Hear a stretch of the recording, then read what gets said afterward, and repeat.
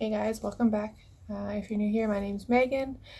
Just wanted to make a video because I had my baby. He is just over 2 weeks old.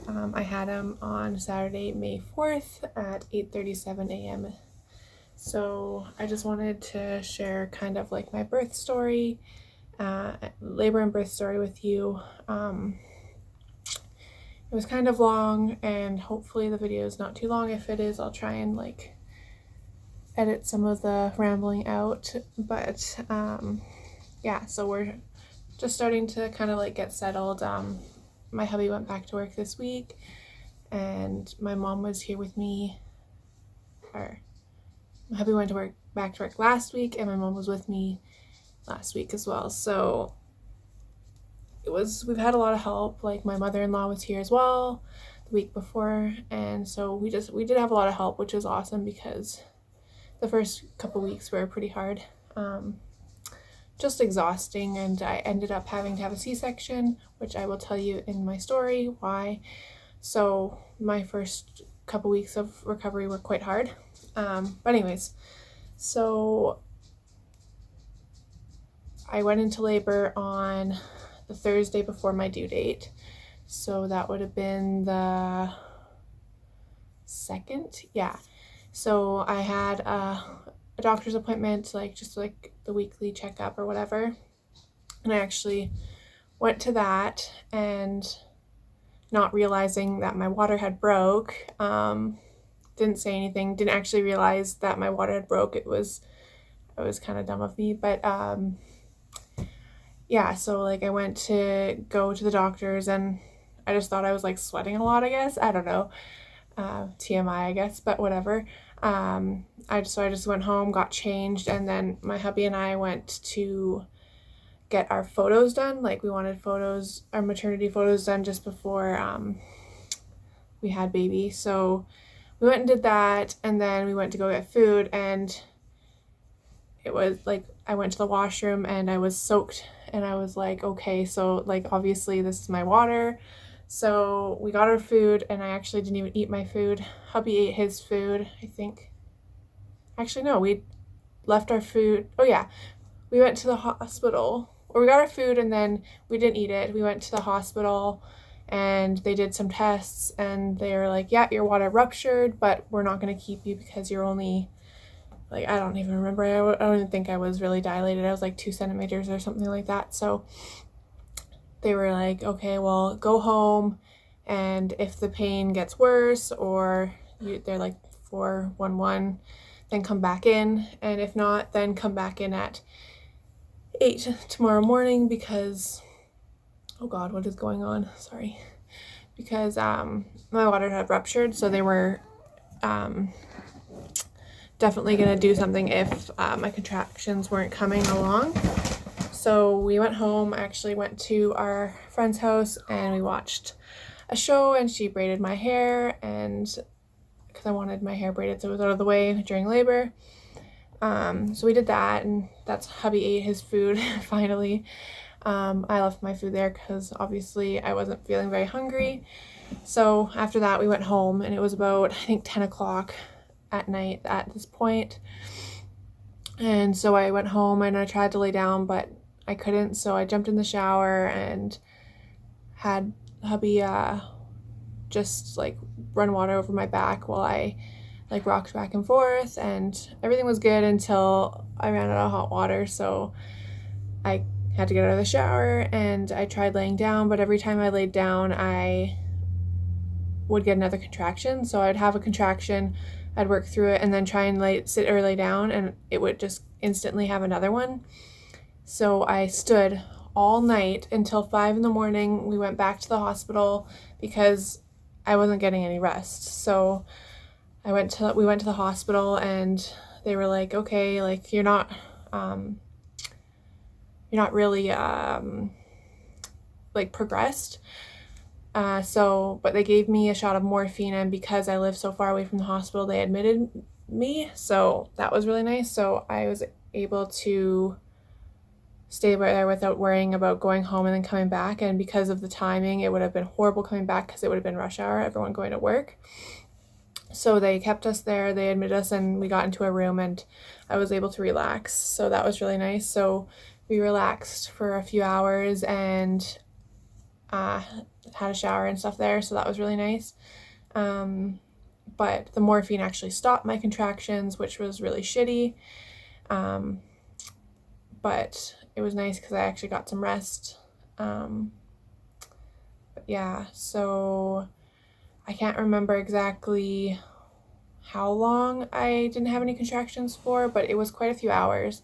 But I had breakfast and it must have just been before lunch.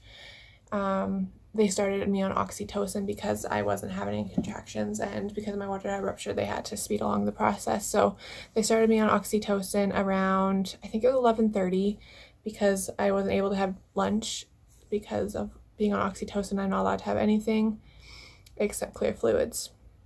So I was just able to have drinks or whatever. I was on oxytocin for quite a while, and I think it was around 2-ish that I had gotten up to, I think it was 16 or 18 milligrams or milliliters or whatever it was of oxytocin, and my contractions started getting really bad. So it was, I don't want to say like an hour or two after my contractions started getting really bad. Like they were to the point where I couldn't talk. Like it was the worst pain I've ever felt. And they gave me fentanyl, they gave me laughing gas, like nothing was helping. So I finally was like, okay, I want an epidural, like give me that epidural, because I could not stand the pain anymore. And anyways, so after 2 hours of this excruciating pain, I finally was like to my husband, I can't do this anymore. And he was being amazing. Like I couldn't have asked for better support. He did everything he could have, but I felt so bad because the anesthesiologist was busy, so he couldn't come right away. And I kept saying to my husband, like, I can't do this, like, get him here now because I'm gonna die. It was just so painful. And they just kept telling me, oh, like 5 more minutes. And I was like, okay, like how long has it been? And they were like, oh, it's only been 15 minutes. And I'm like sitting there, I'm like, it's only been 15 minutes. It feels like it's been hours. And it had been hours, but they were lying to me. And my husband told me this after, and I was pissed. Anyways, so finally, after 2 hours, the anesthesiologist came. So I had 4 hours of excruciating pain. So by this time, it was about 5:30-ish. The anesthesiologist came, and he was like, okay, like, I'm here, let's do this. He's like, can you sit up? I'm like, no. Like, there's no way I'm moving. I cannot move at all. So they were like, okay, well, lay on your side. And I was like, oh, I can't even, like, you want me to move? Like, ugh. Anyways, so I lay on my side, and they're like, get you to like scrunch up as much as you can.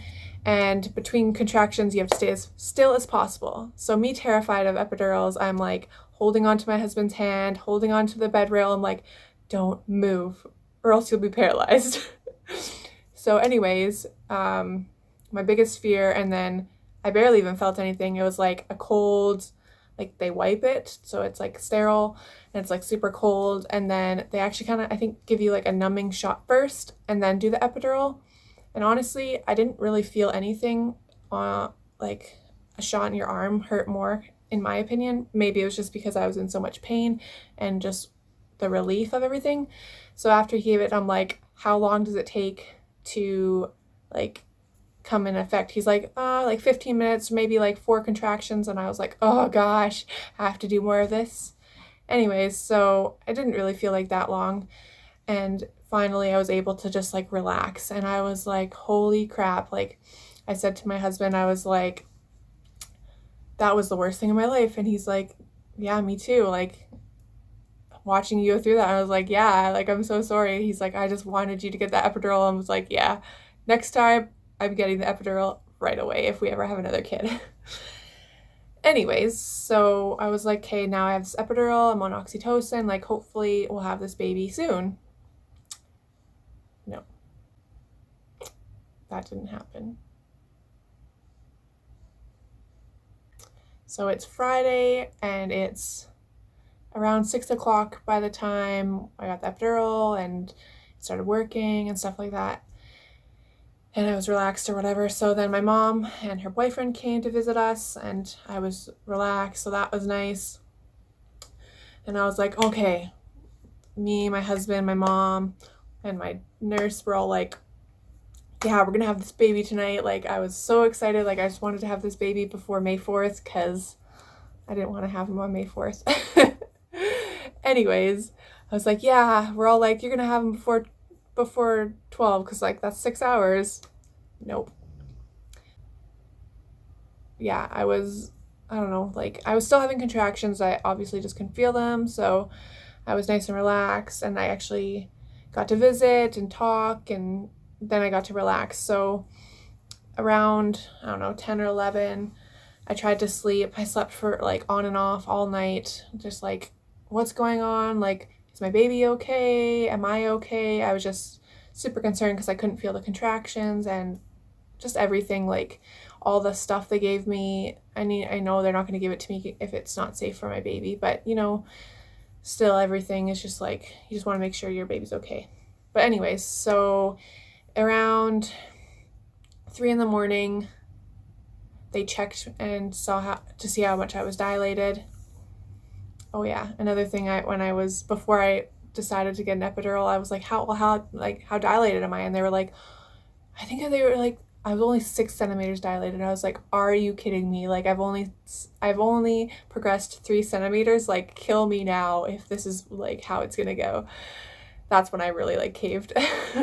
Anyways, back to it was around 3 o'clock in the morning, and they checked to see how I had progressed, and I was at, I think I was like 8.5, almost 9 centimeters, and they were like, okay, like you can start pushing in like an hour. So around 4 o'clock, I started pushing, and they got me like this bar, and oh my gosh, weirdest feeling because I couldn't feel my legs. I actually stopped like pressing my epidural button because I wanted to feel my legs. That was a bad idea. Don't do that, because then I was just in like excruciating pain. He was like laying against my pelvis on the one side, so like my whole groin was in like immense pain because he was like turned sideways, so he was like just like, I don't know, rubbing weirdly against my side. So I was like in excruciating pain, so I'm like, I'm just gonna press this button. And then my doctor came and saw me. She's like, yeah, press the button. Like, if you need to, just press the button. So I pressed that button as much as I could. But anyways, I was pushing and pushing and pushing. And the nurse I had that night was absolutely amazing. And my husband was absolutely amazing. And they were helping me push and everything. So that was really cool. And then an OB came and saw me and told me that our baby was in the wrong position, and that she could try and change him if she could see in what position he was. And it was just a lot, like a huge, like everything was going wrong. Everything that I didn't want to happen happened, which is obviously like super common, but like everything. Yeah, anyways, so to continue on, I'd been pushing for 4 hours. So it was 8 o'clock, and the OB was like, yeah, I don't think we're going to be able to turn him. I think it's just safer if you go for a C-section. And at this point, I'm like, okay, like, let's just do it because I want my baby here. It's been a long time. Like, if he stays in there any longer, something's gonna happen. And I just want my baby and me to be healthy. Even though this was like, my biggest fear is a C-section. So it was 8 o'clock, and it's just like their switchover time. So I got a new nurse, and I got a new OB, and I got like new everything, which kind of sucked because the nurse that I had throughout the night wasn't there with me. So that really sucked. So it was just like this whole like scary experience, and then a bunch of new people. So that kind of sucked. But anyway, so at around 8:15, or actually no, it was a little bit before that, they took me to the operating room, and they were getting me all ready, and I was talking to the anesthesiologist, and he was like, okay, so we can put this stuff in your epidural, give you a spinal, or knock you out. I was like, okay, well, let's just do the epidural. It's already in, like, whatever. Okay, everything's good. They take me into the operating room, and I guess whoever transferred me from my bed to like the porter chair thingy, porter bed, sorry, didn't cap my epidural off properly. So they had to take my epidural out and give me a spinal. So not just an epidural, but another needle in my back.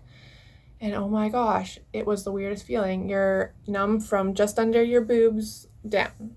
So it's really hard to breathe, or it feels weird to breathe. It's not really hard to breathe, it just feels weird. And it feels like you're moving your feet, but your feet don't move. And that creeped me out. I did not like that feeling. It was like you're paralyzed. And then they strapped my arms down to the table, and I did not like that. But before they gave me everything, I puked, and I was just I had like the biggest panic attack and everything. And so anyways, so our baby was born at 8:37 via emergency C-section, and they were just about to start, and my husband wasn't there, and I was like freaking out. I was like, you're not starting without my husband here, like, no.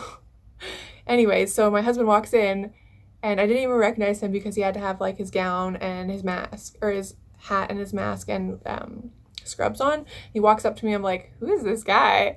And then I saw his beard, and I was like, okay, it's my husband. And then they unstrapped my one hand, and I was able to hold his hand. And yeah, the part, like when they started the C-section, it was really fast. Like I probably like 10 minutes before he was out, and he actually didn't breathe right away. It took him a couple seconds to breathe, and he actually came out with like bruising on around his head and like a couple like scrapey from like just trying to push him through my pelvis. So good thing we got him out when we did. But yeah, so the overall, like, the C-section was okay. I was having a huge panic attack, so I was like shaking, and yeah, like I was really nauseous and just like shivering, but like I wasn't cold. But then they put like this warm towel around my head, and that made me like feel like I was suffocating. So yeah, like the whole experience was super horrible, but me and my baby are alive, so that's all that really matters. But so when we went to recovery, my husband, me, and our baby, and the nurse from labor and delivery came with us, and we instantly got there, and she's like, do you want to hold your baby? And me, I'm like, no, like I don't want to drop him, because I was still like shaking a lot just from like everything, like shock, and just like I was still having a huge panic attack. And she was like, oh, like you won't, like I'm here, I wouldn't let that happen. I was like, okay. So instantly I got to do like skin to skin with him, and yeah, so that was really cool. And obviously that was the first time I got to see him, but yeah, that was really cool. So I had to wait there. It was probably, I don't know, I would say maybe not even half an hour, and it might have been longer. It didn't really feel like that long, but they had to wait until I could actually like wiggle my toes. And then we got sent up to a different ward separate from labor and delivery. It was like a maternity ward. So they sent us up there, all three of us, and into our room. And yeah, so I wasn't able to get out of bed for the first day until like the night. Then they stood me up on the side of my bed, but I couldn't like walk. So that kind of sucked. But yeah, so that was pretty much it. Other than that, like everything was good. Our baby's healthy, and that's all that really matters. I had a kind of a crappy time healing from my C-section. I was just super emotional and super scared because of what all happened, and like my biggest fear. And so now, not only did everything happen that I was terrified of happening, I had to heal from a major surgery, and it was painful. Like the first day I overdid it, so it was super painful. And the second day I did nothing, absolutely nothing. I just sat on the couch all day, and my C-section, like the scar or incision, sorry, was just still super painful. So like all week after that, I did nothing. My husband like and his mom like cleaned our house and like just did so much, which I'm super thankful for. But then on Saturday, I was like, this is not right. Like, my husband went to work for a couple hours, and his mom, my mother-in-law, was here, and my mom actually came by, luckily. So I was like, this isn't right. So I called like the nurses hotline, and they were like, oh, well, if it gets worse, like, go in to the doctors or whatever. And I got off and I looked at my incision. It was just like, it was so swollen. And so my mom was there and my mother-in-law. So my mom, I was like, can you just stay with baby for a bit while I go to the walk-in? And I can't drive. So my mother-in-law drove me to the walk-in, and she said, oh, it looks fine. And she just cleaned it up and like redressed it or whatever. And I was like, okay. And then, so I just like took it easy all day, um, and then by the night I was like, okay, it's kind of feeling better, but I'm gonna go lay down just so I'm not like doing it. After dinner, I went and laid down, and it was just draining everywhere. Like, I went to look at it, and the front of like my pants were soaked. So I started freaking out. I'm like, hey, we're going to emerge right now. So I went to the emergency room, and they reopened just like a tiny little section of it so that it could drain. And it drained probably for about 5 days, and now it's finally like pretty much scabbed, or it is scabbed over, and it's pretty much like healing now. So it took quite a while longer to heal than it should have because it got infected, I guess.